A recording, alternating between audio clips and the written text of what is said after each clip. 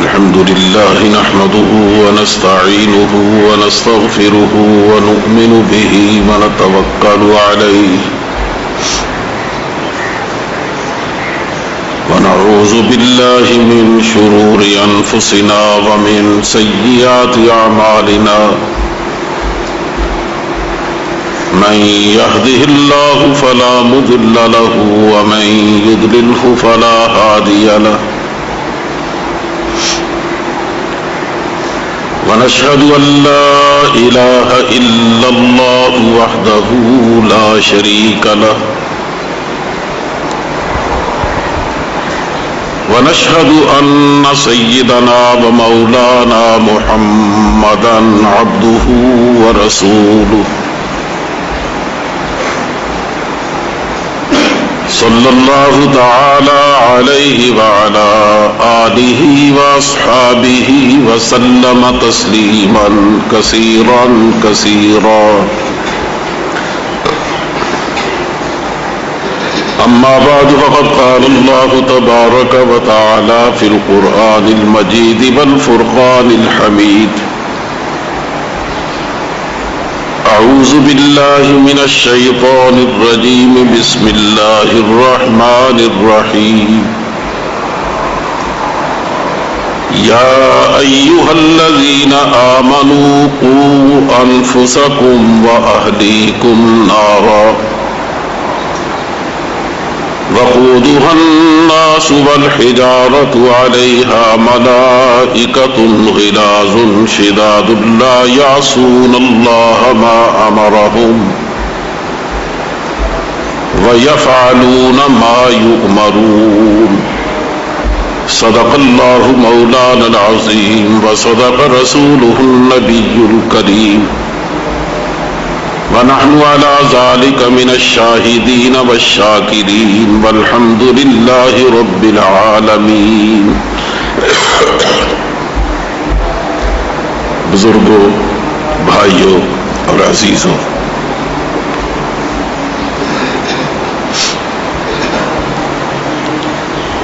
میں نے ایک مختصر سی آیت آپ کے سامنے پڑھی ہے،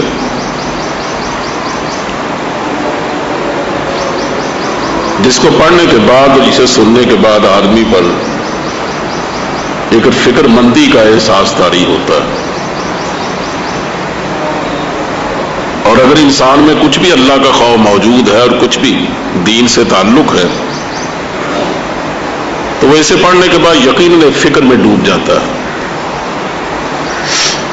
تو آپ بھی جب میں اس کا ترجمہ کروں گا تو میرے خیال میں ایسے ہی احساس رکھتے ہوں گے.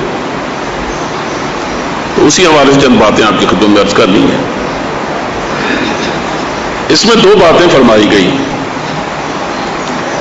ایک تو یہ بات کہ یا ایھا الذین آمنوا، خطاب دیکھیے ہمیں ہے، باقی نوع انسانی کو نہیں ہے، یعنی ان لوگوں کو جو مومن اپنے آپ کو کہتے ہیں، جو ایمان لا چکے ہیں، کہ اے وہ لوگ جو ایمان لائے ہو، قوا انفسکم، اپنے آپ کو بچاؤ، وَأَهْلِيكُمْ، اور اپنے بچوں کو، اپنے خاندان کو، اپنے اہل خانہ اور گھر والوں کو بچاؤ. کس سے؟ نارن، جہنم کی آگ سے. وَقُودُهَا النَّاسُ وَالْحِجَارَةُ، وہ جہنم کی آگ ایسی ہے کہ جس کا ایندھن انسان ہوں گے، لوگ ہوں گے اور پتھر ہوں گے. علیہا ملائکۃ غلاظ، جس پر بڑے مضبوط ڈاڈے قسم کے فرشتے متعین ہیں، بڑے جری قسم کے، بڑے دلیر قسم کے، بڑے سخت گیر قسم کے. لا یعصون اللہ ما امرہم ویفعلون ما یؤمرون، وہ اللہ کے حکم کی کبھی نافرمانی نہیں کرتے. جو ان کو حکم دیا جائے گا کہ ان کے ساتھ کیا کرو تم، وہی کریں گے.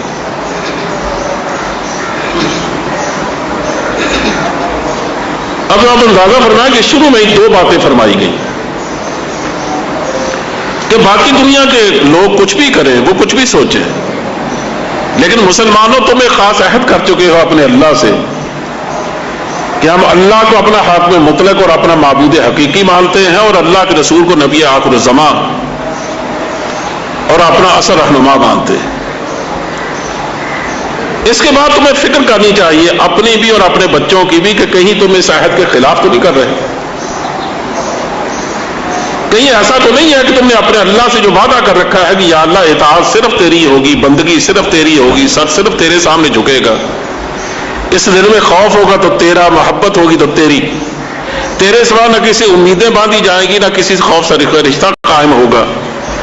تم یہ جو ایک وعدہ کر چکے اپنے اللہ سے ایمان لانے کے بعد، کلمہ پڑھنے کے بعد، یہ سرسری سی باتیں ہیں جس کو آدمی کو سمجھ لینا چاہیے کہ آدمی اس عہد میں شریک ہو جاتا ہے. تو کہیں تم اس عہد کی خلاف ورزی تو نہیں کر رہے، کہیں ایسا تو نہیں ہے کہ زندگی کے کسی بھی معاملے میں، چاہے لوگوں کے سامنے چاہے تنہائی میں، بجائے اللہ کی اطاعت کرنے کے تم کسی اور کی اطاعت تو نہیں کر رہے، بجائے اللہ سے ڈرنے کے تم کسی اور سے تو نہیں ڈر رہے، بجائے اللہ کے دین کو اپنے اوپر مسلط کرنے کے کہیں ایسا تو نہیں ہے کہ دین کو نظر انداز کر کے تم دوسروں کے طریقوں پر چل نکلے ہو، کہیں ایسا تو نہیں تمہاری اپنی ذاتی زندگی میں اور تمہارے گھر کی زندگی میں، تمہارے باہر کی زندگی میں، جہاں جہاں تک تمہارا تعلق ہے، ہر جگہ تم جو رویہ اختیار کرتے ہو اس کا تعلق دین سے نہیں ہوتا، جو طریقہ اختیار کرتے ہو تم دوسروں سے لیتے ہو. اگر تم ایسا کر رہے ہو تو بچاؤ اپنے اس رویے کی وجہ سے اس انجام سے جو جہنم کی صورت میں تمہارا انتظار کر رہا. کیونکہ جب آدمی کلمہ پڑھتا ہے تو صاف صاف اس بات کا اقرار کرتا ہے کہ یا اللہ میں تیرے سوا کسی اور کے سامنے جھکوں گا نہیں اور کسی اور کی غیر مشروط اطاعت نہیں کروں گا. اور اللہ اسے بار بار اس بات کی وارننگ دیتا ہے کہ اگر تم ایسا کرو گے تو دیکھ لو پھر اس کا انجام جہنم کی آگ ہے. یہ وہ باتیں جو قرآن حکیم میں جا بجا لکھنی پڑی اور حدیث پاک بھی اس میں بھری ہوئی. اگر آدمی اس کے مطابق زندگی نہیں گزارتا ہے، اس کے خلاف کرتا ہے، تو یہاں اس کو تنبیہ کی گئی ہے کہ ابھی اپنے آپ کو بچانے کی کوشش کرو تو بچ جاؤ گے، ورنہ جب یہ مہلت عمل ختم ہو جائے گی، زندگی سمٹ جائے گی، تو پھر اس کے بعد تو ظاہر کوئی موقع نہیں ہوگا. تم آگے چل کر زندگی کے بعد چاہو گے بھی تو تمہیں کچھ چاہنے نہیں دے گا، تم کچھ کرنا بھی چاہو گے تو کچھ نہیں ہو سکے گا. وہاں جا کر لوگ تمنا کریں کہ یا اللہ ہمیں دوبارہ بھیج دنیا میں، کہ اگر ہم دوبارہ لوٹ کے جائیں فَأَصَّدَّقَ وَأَكُن مِّنَ الصَّالِحِينَ، تیرے ہی راستے میں صدقہ بھی کروں گا اور نیک بندوں میں ہو جاؤں گا. لیکن وہاں دوبارہ لوٹنے کا موقع کیا ہوگا؟ مہلت عمل تو یہی ہے، یہ ختم ہوگی تو ختم ہوگی. کہ اس سے پہلے کہ تمہاری مہلت عمل ختم ہو جائے تم فکر کرو اپنے بارے میں کہ تم کل کو جا کر اللہ کی یہاں سرخرو ہو سکو گے یا نہیں. آپ کو یاد ہوگا ایک دفعہ میں نے اس سے متعلق کچھ باتیں کہتے ہوئے، آج میں وہ باتیں تو نہیں کہنا چاہتا، لیکن اسی طرح سے باتیں کہتے ہوئے میں اس بات پر زور دے رہا تھا کہ ہمیں سب سے پہلے اپنی فکر کرنی چاہیے. تو اس پر میں نے کہا تھا کہ صحابہ کرام کو اور اولیاء کرام کو، جن بڑے بڑے لوگوں کو ہم جانتے ہیں، حقیقی بات تو یہ ہے کہ جتنی فکر انہیں اپنے آپ کی رہتی تھی کسی کو بھی نہیں رہتی تھی. بظاہر ہم سمجھتے ہیں کہ وہ لوگ اس قدر متقی تھے کہ جنت ان کے لیے نہیں تو کس کے لیے ہوگی. وہ جو انتہائی پارسائی میں انہیں زندگی گزاری، اتنے پاکیزہ لوگ تھے وہ کہ واقعی ان کو دنیا میں جنت کی بشارتیں دی گئی اور وہ تھے ہی اس قابل. لیکن اس کے باوجود ان کی فکر مندی کا عالم کیا تھا؟ میں نے اس سلسلے میں یاد ہوگا عمر فاروق کا آپ کو قصہ سنایا تھا کہ انہوں نے ایک طرح سے حذیفہ رضی اللہ تعالیٰ عنہ سے کہا کہ حذیفہ میں نے سنا ہے کہ تمہیں حضرت صلی اللہ علیہ وسلم نے منافقین کے نام بتائے تھے. یعنی کسی کو نہیں بتایا صحابہ کرام میں سے حضرت صلی اللہ علیہ وسلم نے، حتیٰ کہ خلفاء راشدین کو بھی نہیں، خود عمر فاروق ان میں سے کسی کو نہیں بتایا سوائے حضرت حذیفہ کے. ان کو عالم السرائر یا عالم السر کہا جاتا ہے. حضرت صلی اللہ علیہ وسلم کا وہ ہمراز تھے حضور کے. وہ خود کہتے ہیں کہ لوگ اچھی اچھی باتیں پوچھتے تھے حضور سے، میں حضور ہمیشہ فتنے کی باتیں پوچھا کرتا تھا کہ حضور آنے والے دنوں میں کیا ہوگا، لوگوں میں کیا کیا فتنے اٹھیں گے، کیا کیا ہماری یہ مصیبتیں آئیں گی. میں ان چیزوں کے پیچھے پڑا رہتا تھا. کبھی حضور مجھے ڈانٹ بھی دیتے، کبھی کچھ بتا دیا کرتے تھے. تو اسی سلسلے میں حضور نے یہ بھی فرمایا تھا کہ یہ فلاں فلاں لوگ منافق ہیں، لوگوں کو نہیں پتا، اور یہ منع کر دیا تھا کہ ان کو بتانا بھی نہیں. تو عمر فاروق نے کہا کہ حذیفہ تم میرے بھائی ہو، میں اس اخوت کے رشتے سے اللہ کا واسطہ دے کر تم سے یہ کہتا ہوں، اپنی عاقبت کے خوف سے، اور کچھ نہیں چاہیے مجھے، کہ مجھے اتنا بتا دو کہ کہیں ان منافقین میں میرا نام شامل تو نہیں. اندازہ فرمائے کہ عمر کون ہے کہ جن کے بارے میں حضرت صلی اللہ علیہ وسلم کا ارشاد ہے کہ اگر میرے بعد کسی نبی کو آنا ہوتا تو عمر اس کیلیبر کے آدمی تھے کہ ان میں یہ پیغمبر ہوتے. یہ حضور کا ارشاد ہے کہ میرے بعد تو نبی ہوتا نا تو وہ عمر ہوتا ہے. اور یہ بھی آپ جانتے ہیں کہ امت پر جتنے احسانات عمر فاروق کے ہیں صدیق اکبر کے بعد کسی کے بھی نہیں. اور جتنا اسلام کو فروغ انہوں نے دیا ہے کہ یورپی یہ سمجھتا ہے کہ اگر ایک اور عمر ہوتا تو شاید دنیا میں اسلام کے سوا کچھ نہ ہوتا. لیکن اس کے باوجود ذرا آپ فکر مندی کا اندازہ کریں کہ خود حضور ان کو زندگی میں بتا چکے ہیں کہ تم عشرہ مبشرہ میں سے ہو، یعنی تمہیں بشارت دی گئی ہے دنیا میں جنت کی. اس کے باوجود حضور وہ اس پر مطمئن نہیں ہے کہ ٹھیک ہے کہ حضور کی زندگی میں تو بشارت دی گئی، لیکن اس کا تو امکان ہے کہ بعد میں کچھ ایسا کام ہو گیا ہو کہ حضور کی زندگی مبارک تھا تو ہم ٹھیک تھے، اس کے بعد خدا نہ کرے کوئی ایسا کام کر بیٹھے ہو کہ پھر کوئی ایسی بات ہو جائے. اسی وہ اپنے بارے میں جاننا چاہتے تھے کہ حضرت آخری عمر تک جو کچھ انہیں بتائے تھے منافقین کے نام، کہیں عمر کا نام ان میں شامل تو نہیں تھا. اس سے آپ اندازہ کر سکتے ہیں کہ صحابہ کو جو خلاصہ کائنات ہے اور ان سے بہتر انسان تیار ہی نہیں ہوا اور ہو بھی نہیں سکتا. اور چشمے فلک نے ایسے لوگ کہاں دیکھے تھے، لیکن ان میں سے بھی ایک ایک آدمی کو اپنے بارے میں کس قدر فکر مندی تھی. صدیق اکبر کے حالات پڑھ لیجئے، حضور کے بعد دوسرے نمبر کے آدمی سنت میں وہ ہیں، لیکن وہ جس طرح اپنی زبان کھینچ کے روتے تھے، جس طرح چڑیا کو پھدکتا ہوا دیکھتے تو کہتے کاش میں چڑیا ہوتا، میں بھی اس طرح پھدک کے زندگی گزار دیتا، لیکن کل کو مجھے اللہ کے یہاں جواب نہ دینا پڑتا، میں جواب کہیں نہیں کھڑا نہ کیا جاتا. اس طرح کی باتیں اتنی مرمی ہیں ان سے کہ آدمی حیرت میں ڈوب جاتا کہ یا اللہ ان لوگوں کے اگر اللہ کے خوف کا یہ عالم ہے تو ہمارا کیا بنے گا. اور تابعین میں جو بڑے نمایاں لوگ ہیں ان میں امام ابو حنیفہ کا نام کون نہیں جانتا، لیکن خود ان کا اپنے بارے میں فکر مندی کا عالم یہ ہے کہ ایک صاحب کہتے ہیں کہ مجھے کام تھا ان سے تو میں ان سے ملنے گیا تو عشاء کی نماز میں کہ لیے وہ جا چکے تھے، میں بھی جا کے جماعت سے شریک ہوا تو امام صاحب نے جماعت میں جو آیات پڑھی تلاوت کرتے ہوئے ان میں یہ آیت بھی تھی کہ وَامْتَازُوا الْيَوْمَ أَيُّهَا الْمُجْرِمُونَ، قیامت کے دن کہا جائے گا او مجرموں، او جرائم پیشہ لوگوں، آج الگ کھڑے ہو جاؤ مومنوں سے، تمہارا کیا کام ان کے ساتھ، آج تمہیں ہم بتائیں گے کہ تم دنیا میں کیا کر کے آئے. یعنی یہ لوگ جرائم پیشہ جو جرم کرنے والے کافر لوگ یا اس طرح کے بدعمال قسم کے لوگ، ان کو اللہ تعالیٰ مومنوں کے ساتھ کھڑا ہونے کی بھی اجازت نہیں دے گا، ان کو الگ کھڑا کرے گا، الگ ہو کے کھڑے ہو جاؤ. کہا امام صاحب تو نماز پڑھ کے گھر چلے گئے، میں نے دیکھا کہ دو زانو بیٹھے ہیں امام صاحب اور آنکھیں کھینچ رہے.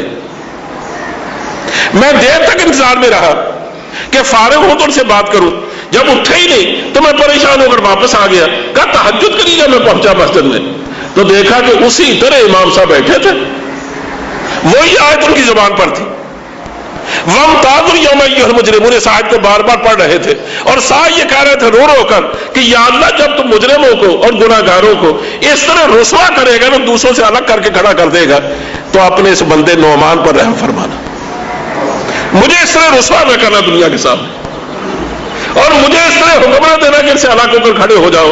اب بتاؤ جن لوگوں کا نام لے کر ہم زندہ ہیں، جن کی دینی کاوشوں نے امت کو نہ جانے کتنے بڑے انعامات دیے ہیں اور کتنے بڑے احسانات ہیں اس امت پر، اور جو واقعتاً اپنے دور کے نمونے کے لوگوں میں سے تھے، یہ صرف میں نے ان کی مثال دی ہے، ورنہ جتنے بھی ہمارے بڑے بڑے لوگ گزرے ہیں، چاہے ان میں شیخ عبدالقادر جیلانی ہو، چاہے ان میں امام شافعی ہو، چاہے ان میں امام مالک ہو، چاہے امام احمد حنبل ہو، چاہے سفیان ثوری ہو، یہ بڑے بڑے لوگ، ہمیں نہیں معلوم کہ ان کی، ہم جانتے ہی نہیں ہیں کہ ان کی راتیں اور ان کے دن کیسے گزرتے تھے، کس قدر وہ خوف زدہ رہتے تھے اپنے بارے میں کہ کل کو اللہ کے یہاں جا کر کیا جواب دیں گے.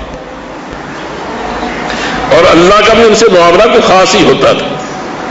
یہ ابھی میری زبان سے ایک نام نکلا ہے سفیان ثوری، یہ اپنے دور کے بہت بڑے فقیہ ہیں، ہم عصر ہیں امام مالک کے بھی، امام ابو حنیفہ کے بھی رحمہ اللہ تعالی. ثوری کہتے ہیں بیل والے کو، ثور کہتے ہیں بیل کو. تو واقعہ اس طرح پیش آیا کہ ایک دم مسجد میں پاؤں پسار کے بیٹھے تھے، بیٹھے بیٹھے کہیں تھک گئے، ذکر میں مشغول تھے یا تلاوت کر رہے تھے. ہوتا ہے کہ بعد میں ٹانگوں میں تھکن آ گئی یا درد شروع ہو گیا تو قبلے کی طرف نہیں دوسرا پاؤں پسار کے بیٹھے تھے. اور ہم تو معاشرہ قبلے میں کی طرف پاپ صاحب سے دریغ نہیں کرتے. بالکل تنہا مسجد میں تو کہتا میرے غیب سے آواز سنی کہ کہا جا رہا یا سور اور ڈنگر اس طرح اللہ کے گھر میں بیٹھتے. بہت دن کے بعد جو پاؤں سمٹے تو پھر اس پھٹے پہ ہی کھلے جس میں غسل دیا جاتا ہے. اور اپنے نام کے ساتھ مستقل سور کو لگا دیا کہ اللہ نے جھڑکا نہیں صحیح، جس نام سے مجھے پکارا ہے میری اس سے بڑا اعزاز کیا ہے کہ مجھے اس نے پکارا تو ہے. وہ سرسری سا دیکھتے تو ہیں، ہم خوش ہیں کہ ہے کسی کی نگاہ. کہ اس سے بڑی بات اور کیا ہے کہ اللہ کی نگاہ میں ہوں تو اس نے مجھے ٹوکا نا، اور ایسا ٹوکا کہ دنیا بھی بن گئی اور آخرت بھی بن گئی.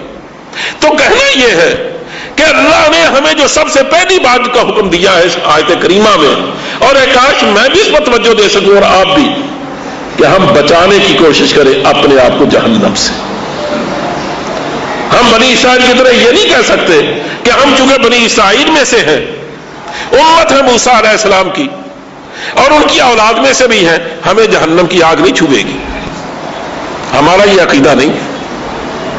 ہم میں کوئی سید بھی ہے نا تو اپنے ایمان و عمل سے ہی بچے گا. کوئی عالم ہے تب بھی، کوئی بڑا متقی پرہیزگار اپنے آپ کو سمجھتا ہے وہ بھی، کوئی بڑا مرشد ہے وہ بھی، کسی کی وہاں بات نہیں چلے گی. کوئی نہیں کہہ سکے گا میرا باپ کون تھا اور میں کس کا بیٹا ہوں. وہاں تو سارے یہ دکھانا پڑے گا کہ تمہارے پاس ایمان کیسا اور عمل کیسا. جب حضرت صلی اللہ علیہ وسلم ایک صحابی نے کہا تھا کہ حضور میری دعا فرمائیں کہ مجھے اللہ تعالیٰ آپ کے قریب کہاں کہیں موقع دے جنت میں تاکہ وہاں آپ کی زیارت تو ہو سکے. اگر وہاں آپ کی زیارت نہ ہوئی تو جنت دے کر کیا کرے گی؟ تو حضور نے کہا کہ پھر تو میری مدد کرو. انہوں نے کہا حضور میں کیا مدد کروں؟ فرمایا رات کو اٹھ کر نوافل پڑھا کرو.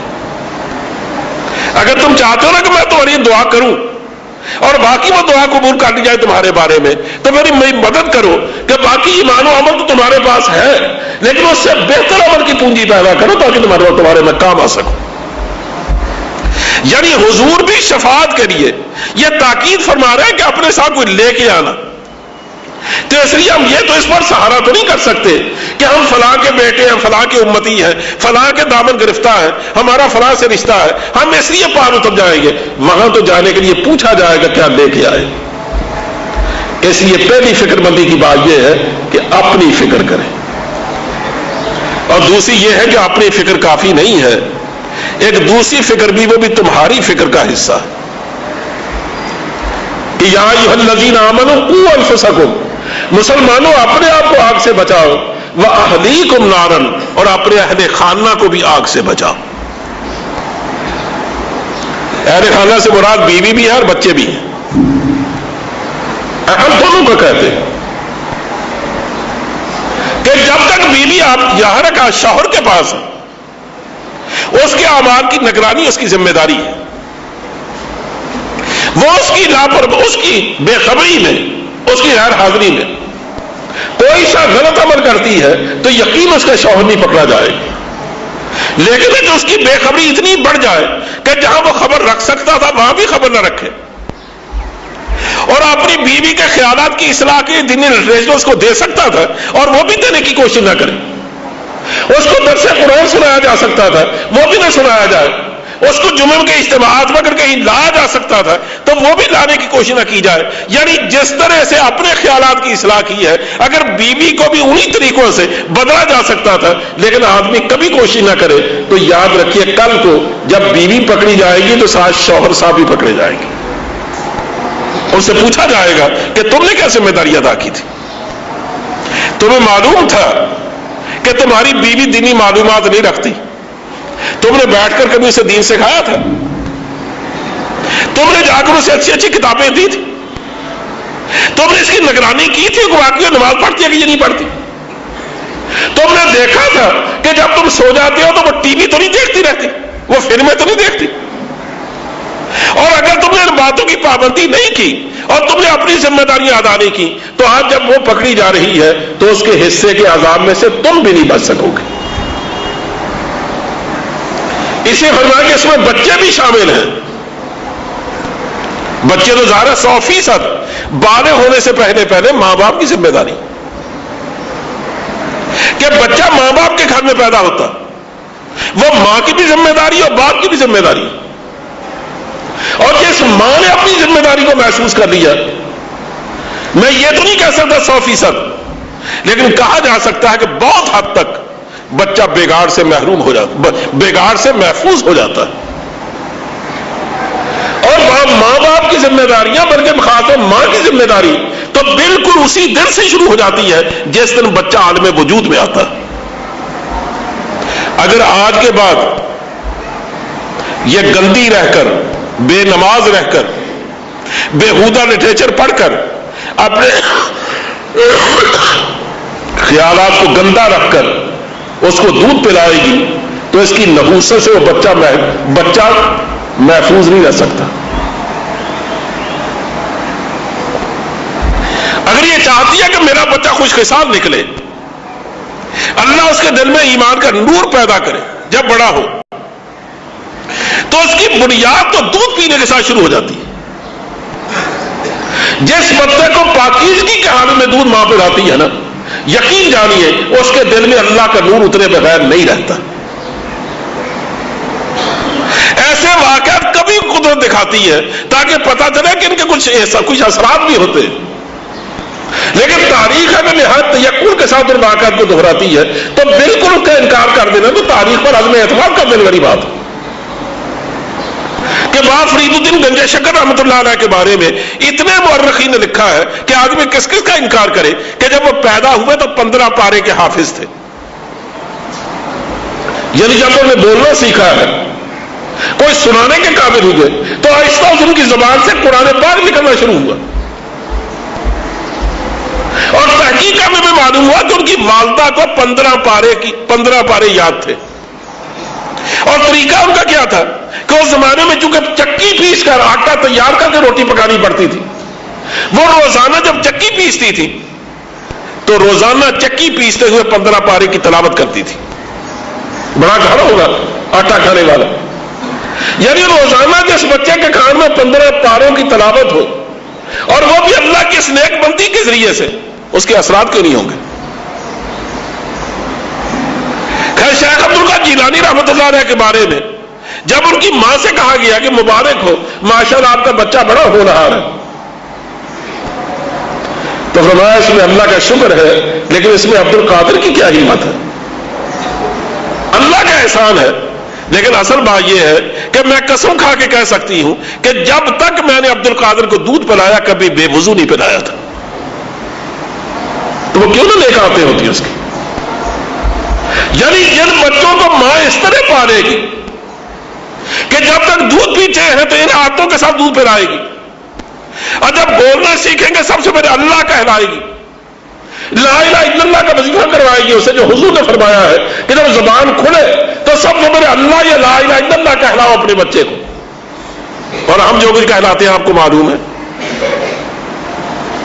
کہ دودھ کے ذریعے سے بھی دین پہنچے، زبان کے ذریعے سے بھی دین پہنچے، آنکھوں کے ذریعے سے بھی دین پہنچے، لوریوں کے ذریعے سے بھی دین پہنچے، تو بچہ دیندار کیوں نہ ہو، بے دین کیسے ہو جائے؟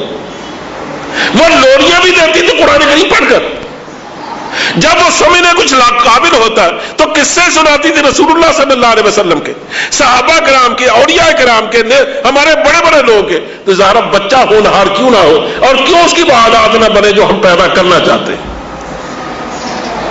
لیکن جب حال یہ ہو کہ بچے کو دودھ اس لیے نہ پلایا جائے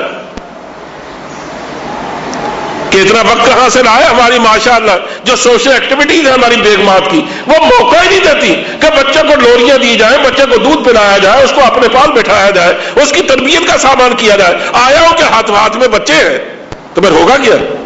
اور یا پھر پیدا ہوتے ہی 3 سال کے بیچارے اب یہاں شریک ہوتے، ان کو ہم نرسری اسکولوں کے حوالے کر دیتے۔ تو بالکل ٹھیک کہا تھا کہ بو آئے کیا بچے میں ماں باپ کے اعتبار کی، دودھ ہے ڈبے کا اور تعلیم ہے سرکار کی، تو کہاں سے بو آئے گی ماں باپ کے اعتبار کی؟ یعنی آپ اندازہ کریں کہ ابراہیم علیہ السلام کے کارنامے کو دنیا یاد کرتی ہے، لیکن کیا ان سے کم ہے کارنامہ اسماعیل علیہ السلام کا کہ جب باپ نے یہ پوچھا کہ بیٹے میں انی ارا فی المنام انی اذبحک، میں اپنے خواب میں دیکھ رہا ہوں کہ میں تجھے ذبح کر رہا، فانظر ماذا ترى، بتا تیری رائے کیا؟ بتاؤ، یہ پوچھنے کی بات ہے؟ آپ کسی بچے سے پوچھ کے تو دیکھیے ذرا، ذبح کرنے تو دور کی بات ہے، آپ کو اس سے کوئی چیز دے چکے ہو نا، اسے واپس لے کے دیکھیے، کہا تیری کیا رائے ہے؟ میں نے خواب میں دیکھا تجھے ذبح کر رہا۔ قال یا ابت افعل ما تؤمر، کہا ابا جان جو حکم دیا گیا ہے آپ کو کر گزریے، یا فتح افعل ما تؤمر ستجدنی انشاءاللہ من الصابرین، انشاءاللہ مجھے صبر کرنے والوں میں سے پائیں گے۔ تو ایک بار حیران ہو کر پوچھتا ہے کہ آخر یہ اسماعیل میں یہ باتیں کہاں سے آئی، کہ یہ فیضان نظر تھا یا کہ مکتب کی کرامت تھی؟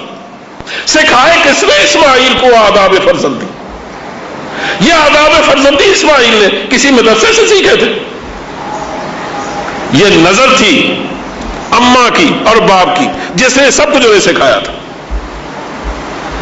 اس لیے ہمیشہ اللہ کے نبیوں کا طریقہ رہا، اللہ کے ولیوں کا طریقہ رہا، ہمیں اس کا پابند بنایا گیا کہ لوگوں تم اپنی بیوی بچوں دونوں کے ذمہ دار ہو، ماں ذمہ دار ہے اپنی بیٹی کی، باپ ذمہ دار ہے اپنے بیٹے کا، دونوں مل کر مجموعی ذمہ داریاں بھی رکھتے ہیں۔ کل کو پوچھا جائے گا ان سے کہ تمہاری اولاد بگڑی تو کیوں بگڑی، آخر تم نے کہاں کمی دکھائی؟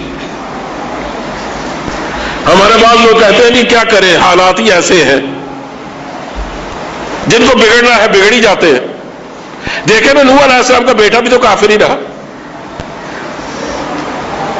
یہ صحیح ہے کہ جن کا مقدر ہی بگڑ جائے آپ ان کو کچھ سنوار نہیں سکتے، لیکن سوال یہ ہے کہ کیا آپ نے نوح علیہ السلام کی طرح جس طرح انہوں نے 900 سال تک خون جگر پی پی کے بچے کو سمجھایا تھا، آپ نے کتنے سال سمجھایا؟ آپ نے کب محنت کیا بچے کو بدلنے کی؟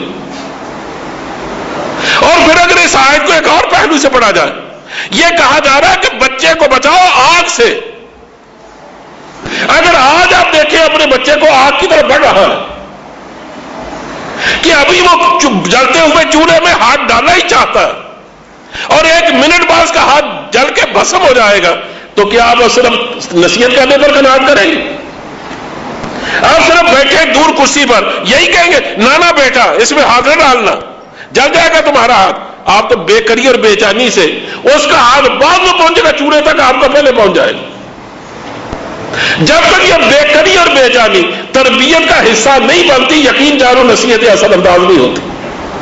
ہم نے کب کی ہے یہ محنت؟ ہمیں تصور ہی نہیں ہے کہ ہماری اس لاپرواہی کا نتیجہ کل کو کیا ہوگا، جب آپ بھی اور وہ بھی دونوں جہنم کا ایندھن بنیں گے۔ آج ہم اس کا تصور نہیں کر سکتے، کاش ہم تصور میں یہ پوری صورتحال لا سکیں، پھر ہمیں اندازہ ہو سکتا ہے کہ میں جس تعلیم میں بھیج چکا ہوں بچے کو اس کا نتیجہ کیا ہوگا۔ میں جس سے ناجائز لاڈ پیار سے بچے کو بگڑنے کا موقع دے رہا ہوں، کل کو اس کا نتیجہ کیا ہوگا۔ میں جس طرح بہت ساری باتوں کو نظر انداز کر جاتا ہوں، کل کو اس کا انجام کیا ہوگا۔ یہ باتیں آج سمجھ میں آنے والی نہیں ہے، لیکن اگر آج ہم اس کا تصور تازہ کر لیں تو پھر سمجھ میں آ سکتی۔ ایک صاحب بڑے شوق سے بتانے لگے کہ میرے بچے نے ماشاءاللہ فلاں فلاں امتحان پاس کر لیے ہیں، اب ایک بہت بڑی تنخواہ پر فلاں جگہ اپوائنٹ ہو گیا ہے اور بڑا اس کا کیریئر بن گیا اس کا۔ ہاں اتنا سا ہوا ہے کہ اس تعلیم نے اس کو تھوڑا سا دین اس کا خراب کر دیا، بدلا دین بے دین سا تو ہو گیا لیکن ویسے اس کا کیریئر بن گیا۔ تو مجھے ان کی بات یاد آئی کہ ایک صاحب کہیں کسی گھر میں مر گئے وہ، لیکن لوگوں کا خیال یہ تھا سکتا ہوا اسے مرا نہیں۔ انہیں ڈاکٹر کو بلایا تو ذرا دیکھیے کہ یہ صاحب میں بولتے ہیں نا، ہلتے رہے جلتے کیا ہے انہیں؟ انہیں پوری طرح دیکھ داکھ کر لگے کچھ نہیں، بالکل ٹھیک ٹھاک ہے، بس ذرا سی جان نکل گئی ہے۔ ہم سمجھتے بس ذرا سا بے دین ہو گیا اور کیا، اور باقی بالکل ٹھیک ہے، کیریئر بن گیا اس کا، کتنی میں تنخواہ دے گا، لیکن ذرا سا بے دین ہو جانے سے کیا ہوتا، بالکل ایسے ہی ذرا سا بے جان ہو گیا وہ، باقی سب ٹھیک ٹھاک۔ کاش ہم اس بات کو سوچے، یہ ذرا سا بے دین ہونا کل کو آپ کو بھی لے بیٹھے گا، اس کے ساتھ جو ہوگا سو ہوگا ہی، لیکن آپ کو اندازہ نہیں کل کو اس کا نتیجہ کیا ہونے والا۔ ایسی انبیاء کی یہ سنت رہی ہے. دیکھیے حضرت صلی اللہ علیہ وسلم کہ جد امجد حضرت اسماعیل علیہ السلام ہے، حضرت ابراہیم علیہ السلام کے بیٹے، ان کے بارے میں بطور خاص قرآن کریم میں بتایا کان یامر اہلہ بالصلاۃ والزکاۃ وکان عند ربہ مرضیہ. اسماعیل اپنے رب کا پسندیدہ بندہ تھا، اور اس کا طریقہ کیا تھا کہ ہمیشہ اپنے اہل خانہ کو نماز کا حکم دیا کرتا تھا. یعنی جب نماز کا وقت آتا گھوم پھر کر اپنے اہل خانہ کو، بچوں کو مجبور کرتا پہلے نماز پڑھو. اور حضرت صلی اللہ علیہ وسلم کو حکم دیا گیا وَأْمُرْ أَهْلَكَ بِالصَّلَاةِ وَاصْطَبِرْ عَلَيْهَا، اپنے اہل خانہ کو حکم دیا نماز کا، کیونکہ نماز جس طرح اصلاح کرتی ہے انسان کی، شاید اور کچھ اتنی مؤثر اصلاح نہیں کرنے والی. لیکن حضرت صلی اللہ علیہ وسلم نے کچھ باتیں اور بھی فرمائی ہیں جن کا میں ذکر کرنا چاہتا ہوں، بچے کی اصلاح کے لیے بڑی جو مؤثر ہو سکتی ہیں. اب اگرچہ میں نے اس کی طرف اشارہ بھی کیا ابھی کہ بچہ جب بولنے لگے تو اس کو کلمہ سکھاؤ، لا الہ الا اللہ، یا اگر اتنا نہیں کہہ سکتے تو اللہ کہنا سکھاؤ. لیکن حضور نے فرمایا جب 7 سال کا ہو جائے بچہ اسے نماز پڑھنے کا حکم دو. نماز کیونکہ سب سے مؤثر عامل ہے اصلاح کا، ایسے فرمایا اسے نماز پڑھنے کا حکم دو. اور جب وہ 10 سال کا ہو جائے پھر سختی کر کے نماز پڑھا. آپ خود اپنا جائزہ لے کے دیکھ لیجئے، ہم اپنے گھروں میں 7 سال سے لے کر 10 سال کے بچے کو نماز پڑھاتے ہیں.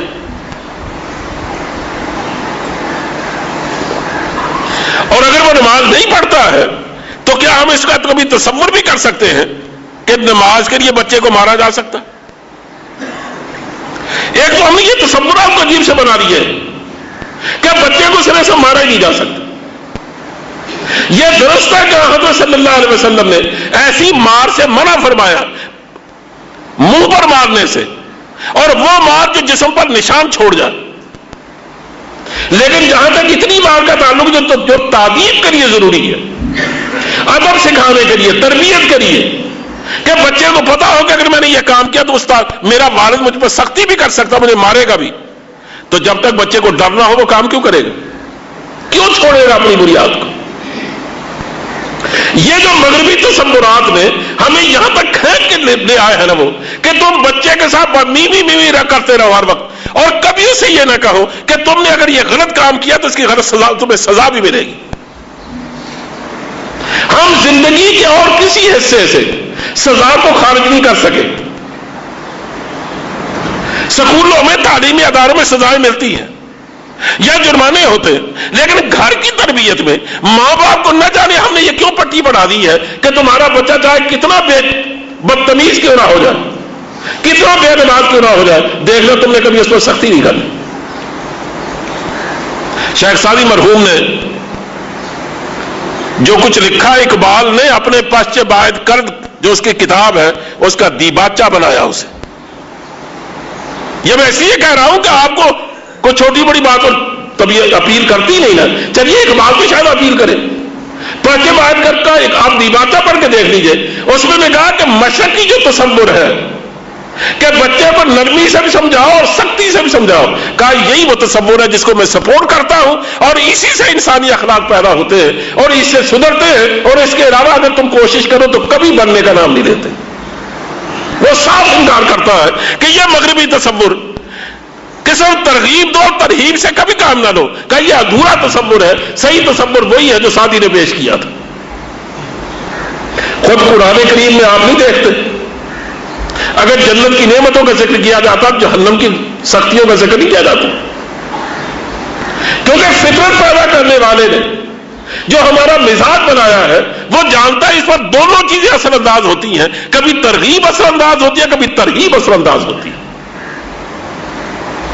تو کہنا صرف یہ ہے کہ جس طرح ہماری ذمہ داری یہ ہے کہ ہم اپنے آپ کو بدلیں اور اپنی اصلاح کریں، بالکل اسی طرح اس سے بڑھ کر ذمہ داری یہ ہے کہ ہم اپنی بیوی بچوں کو بھی اصلاح کریں. خاص طور بچوں کو اگلی نسل بننا ہے، انہیں مستقبل کی ذمہ داریاں اٹھانی ہیں، انہیں آپ کی جگہ لینی ہے. اور آج جو کچھ آپ ہیں اور کل کو انہیں اس سے بہتر کر کے دکھانا ہے، تب اس کا مستقبل اچھا ہو سکتا ہے. اور اگر آپ بچوں سے لاپرواہی برتیں گے تو پھر اس ملک کا اور اس قوم کا مستقبل کیا ہوگا؟ اس لیے حضرت صلی اللہ علیہ وسلم نے زیادہ سے زیادہ اس پر زور دیا. اور صحابہ کا حال یہ تھا کہ وہ کبھی اپنے بچوں کو معمولی بات پر بھی حضرت صلی اللہ علیہ وسلم کی سنت کی خلاف ورزی کرتا ہوا دیکھتے تھے تو یقین جانو اس کو برداشت نہیں کرتے تھے. اب میں یہ مثالیں کیا دوں، مجھے خود میں شرم آتی ہے کہ مثالیں دوں گا تو اس کا پتہ نہیں کیا نتیجہ نکلے گا. کیا سمجھے گے آپ کیا میں آپ سے کس طرح کی باتیں کر رہا؟ آپ کو یہ بات معلوم ہوگی کہ سبزیوں میں حضرت صلی اللہ علیہ وسلم کو کدو کی سبزی پسند تھی. کھاتے تو آپ ہر چیز تھے جو سامنے آ گئی، زندگی بھر کبھی انکار نہیں کیا. لیکن لوکی کی سبزی، یہ جو لمبا کدو ہوتا ہے، یہ حضور کو زیادہ مرغوب تھا. یہ الگ بات ہے کہ دبا کی رائی ہے، کوئی سے بہتر سبزی کوئی نہیں، لیکن یہ بحث نہیں ہے، بحث یہ کہ حضور کو پسند تھا. ایک دن ایک صحابی نے اپنے پوتے کے سامنے باتیں کرتے کہیں یہ بات کہی کہ ہمارے رسول پاک صلی اللہ علیہ وسلم کو یہ سبزی بہت پسند تھی. بہت پسند کا مطلب یہ نہیں ہے کہ آپ اس کو ضرور کھائیں. پسند ہونے کا مطلب یہ ہے کہ آپ کوشش کریں کہ آپ کو بھی پسند آ جائے، اور اگر نہیں پسند آتی نہ کھائیے، لیکن اس سے ہمیشہ اوائڈ کریں کہ کبھی اس کی بے ادبی آپ کی زبان سے نہ ہونے پائے. ہمارا تو مزاج ہی بدل گیا نا، ہم جانتے ہی نہیں ہیں کہ جس چیز کا تعلق حضور سے ثابت ہو جاتا تھا اس امت کے بڑے لوگ اس کی حرمت کی حفاظت کرتے تھے. امام ابو یوسف ہارون رشید کے زمانے کے قاضی القضات ہیں. قاضی القضات کا مطلب یہ ہے کہ وہ بنی عباس کی خلافت عباسیہ کی سپریم کورٹ کے چیف جسٹس ہے. اور خلافت عباسی آپ کے پاکستان کی طرح، میرے پاکستان کی طرح ایک چھوٹا سا ملک نہیں تھا. میرے خیال میں اس کے 10 ملکوں سے بڑا ہوگا. اتنی بڑی مملکت ان کی. اس کے سپریم کورٹ کے چیف جسٹس نے ایک آدمی کو بلا لیا جواب طلبی کے لیے، جب اس کے بارے میں شکایت کی گئی کہ اس نے توہین کی ہے کدو کی، کہ جب اس کے سامنے کدو کا نام لیا گیا اور کہا یہ بھی کوئی انسانوں کے کھانے کے قابل سبزی ہے. اب اندازہ فرمائیے کچھ سپریم کورٹ کے کیسز ہیں. لیکن جب شکایت ان کے پاس پہنچی تو آپ نے ملازم کو درے لگوائے، فرمانے لگے کہ تم زندگی بھر سبزی نہ کھاؤ، تمہیں کوئی کچھ نہیں کہے گا، لیکن تیری یہ مجال کہ تم اس سبزی کی توہین کرو جس سے حضور کو نسبت مل گئی. اس طرح صحابی نے جب اس اپنے پوتے کے سامنے یہ کہا تو انہوں نے کہا چھوڑیے جی، یہ کو کھانے کے قابل سبزی ہے. آپ نے فرمایا کہ میں تو تمہیں یہ بتاؤں کہ حضور اس کو شوق سے کھاتے تھے، اور تم جواب میں یہ کہو کہ یہ بھی کھانے کے قابل سبزی ہے. کہا میں تم زندگی پر تمہاری شکل نہیں دیکھوں گا، نکل جاؤ یہاں سے. تم یہ جرأت کیسے ہوئی اس طرح کی بات پلٹ کے کہنے کی؟ یہ آج تو ماشاءاللہ کھیلوں نے ہمیں کھیل بنا کے رکھ دیا ہے. حدیث میں آتا ہے کہ نعمان بن بشیر کے صاحبزادے یا پوتے ہیں شاید ان کے، وہ گلی میں کھیل رہے تھے. یہ سامنے سوئے ہوئے تھے، آنکھ جو کھلی تو دیکھا، نظر پڑی، دروازہ کھلا تھا، گلی میں دیکھا تو بیٹے کو بلا کے کہا یا پوتے کو بلا کے کہا کہ بیٹے ایک دفعہ میں نے خود دیکھا حضرت صلی اللہ علیہ وسلم کو کہ یہاں بچے کھیل رہے تھے، حضور گزرے تو بچے دیکھے رک گئے. آپ نے پوچھا کیا کھیل رہے؟ انہوں نے کہا حضور ہمیں کھیل کھیلتے ہیں چھوٹا سا کہ ایک کینکر لے لیتے ہیں، ایک ٹھیکری سی، اس کو اس طرح انگوشت شہادت کے پور پر رکھ کر دوسرے انگوٹھے کے پور سے اس کو اچھالتے ہیں، تو جس کی زیادہ اچھل جائے وہ جیت جاتا. کہا بھائی یہ کھیل کھیلتے. فرمایا جب تم یہ انگوشت یہ اچھالتے ہو کینکری یا ٹھیکری تو کسی کی آنکھ میں بھی تو لگ سکتی ہے، یہ تو رستہ ہے، کسی کی آنکھ بھی پھوٹ سکتی. انہوں نے کہا جی ہاں. تو کہا کہ ایسے شکار کر سکتے ہو؟ کہا جی شکار تو نہیں ہوتا. کہا اس کا مطلب یہ فائدہ اس کا کچھ نہیں، البتہ نقصان ضرور ہے۔ فرمایا اس طرح کا کھیل مت کھیلو جس سے کسی کو نقصان پہنچ سکتا۔ وہ یہ کہہ کے کروٹ لے کے لیٹ گئے کہ بند کرو یہ کھیل۔ میں نے حضور کو خود دیکھا کہ آپ نے روکا تھا، بچہ تھا پھر کھیلنے لگا۔ دوبارہ جب دیکھا کہ بچہ کھیل رہا ہے، اٹھے تو سر آپ دیدہ ہو گئے، کہنے لگے اچھا میرے بچوں میں یہ خصلتیں پیدا ہونے لگی ہیں کہ میں ان کو بتاؤں کہ یہ چیز حضور کو پسند نہیں تھی اور وہ پھر بھی کریں اسے۔ کہا یہ تربیت کی تھی میں نے تمہاری تربیت تو یہ کی تھی کہ جس سے نسبت مل جائے حضرت صلی اللہ علیہ وسلم کی کسی بات کو، ہم وہ کام نہیں کرتے تھے جس سے حضور نے روکا تھا، اور اگر کیا ہو تو ہم اس کو چھوڑتے نہیں تھے۔ تمہاری یہ عادت کس نے بگاڑی ہے؟ اندازہ کرو ان کی تربیت کا انداز کیا تھا۔ کیا آپ ایک چھوٹے سے واقعے سے کچھ سبق سیکھ سکتے ہیں کہ جس کھیل نے ہمارے وقت کو تڑپٹ کر کے رکھ دیا، جس نے ہمارے کاروبار کا جنازہ نکال دیا، بلکہ جس نے ہماری قومی غیرت کا بھی جنازہ نکال دیا۔ ماشاءاللہ ہم اتنے بردبار ہو گئے ہیں یا اتنے روادار کہ ہم معاشرہ کھیل ہارتے ہیں اور بیٹ باچا بجاتے ہیں، آتی بازی چھوڑتے ہیں۔ ایسی بے حمیت اور بے غیرت قوم میرے خیال میں اس دنیا کے تختے پر کوئی نہیں ہوگی جیسے ہمیں بنا دیا گیا۔ یہ کھیل کے وہ نتائج ہیں جو آپ دیکھ رہے ہیں، اور 5 دن کے ٹیسٹ، وہ اندازہ کریں کہ کتنا کاروبار کو تباہ کرتے ہیں، کتنا ہمارا وقت برباد کرتے ہیں، کتنی ہماری انرجی ویسٹ ہوتی ہے۔ کبھی اس لحاظ سے آپ نے نقصانات کا اندازہ لگایا؟ اور اس سب کے بعد بھی جو کچھ اس کی بد اخلاقی کے نتائج نکل رہے ہیں، آپ نے دیکھا ہوگا ٹی وی پر جوان لڑکیاں ناچ رہی ہیں، سامنے بیٹھے ٹی وی کا بار بار دکھایا جا رہا انہیں، جن کا لباس کردوں تک بھی نہیں ہے۔ یہ ماشاءاللہ فاطمہ کی بیٹیاں ہیں، عائشہ کی بیٹیاں، جو اپنے آپ کو مسلمانوں کے گھروں میں رہتا ہوا دکھا سکتی ہیں، اور جن کے والدین ظاہرہ مسلمان ہوں گے، اور یہ مسلمان حکومت ان کی نگران ہے۔ یعنی نہ ہمارا کاروبار رہا، نہ وقت بچا، نہ دین بچا، نہ اخلاق بچا۔ یہ کھیل میں چھوڑا کیا آپ کا؟ آپ اس واقعے سے کیا سبق سیکھیں گے؟ باہر جائیں گے تو آپ کہیں گے یہ پرانے وقتوں کے ہیں یہ لوگ، انہیں کچھ نہ کہو، ان کو یہ باتیں سمجھ میں نہیں آتی، ہم تو پرانے وقتوں کے لوگ ہیں۔ لیکن اے کاش آپ نئے وقتوں کے لوگ ضرور بنیے، لیکن خدا کے لیے اور کچھ نہیں تو اپنا نفع بڑھا تو کوئی بڑا نقصان تو سوچ لیں کہ ہم کیا کر رہے ہیں۔ تو خیر کہنا یہ تھا کہ ہماری ذمہ داری یہ ہے کہ ہم اپنے آپ کو بھی بدلیں، اپنی آپ کی فکر کریں، اور اپنی اولاد کی، اپنے گھروں کی اگر یہ فکر نہیں کریں گے تو آج نہیں کریں گے تو کل کو جب کرنے کا خیال آئے گا پھر ہمارے پاس وقت نہیں ہوگا، وقت ہاتھ سے نکل چکا ہوگا۔ اس سے پہلے کہ وقت ہاتھ سے نکل جائے اس سے فائدہ اٹھانے کی کوشش کرنی چاہیے، یہی عقل مندوں کی ریت ہے۔